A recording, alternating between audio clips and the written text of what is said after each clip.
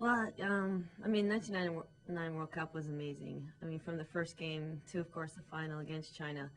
And, it's one of those games that you wish didn't go to penalty kicks because you hate to see the loser it lose that way. But I think it was amazing for the game of soccer. And I think with the sold out crowd at the Rose Bowl and being against China, which is one of the top teams in the world, and going to penalty kicks, I think Americans were like, this is the greatest thing I've ever seen.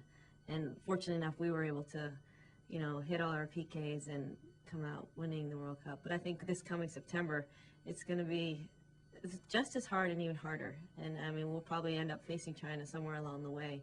And who knows who will be there in the end. Well, I think, with China, we've been involved with it's been a rivalry for so long, from the first World Cup in 1991 when they hosted it until, the last one in 99.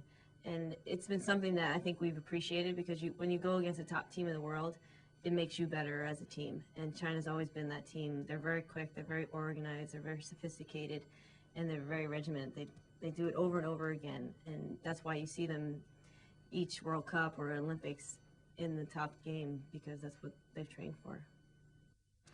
I don't know. I don't know if it gives you an advantage when you play with some of the other players from the other countries, but you definitely see why they are so good, what they put in the time. I mean, I know the Chinese, their training sessions are very different than Americans, and I think when you see them at practice or you see them when you're playing against them in the league on a regular basis, you realize how much time they put into it. But I don't know if it's an advantage.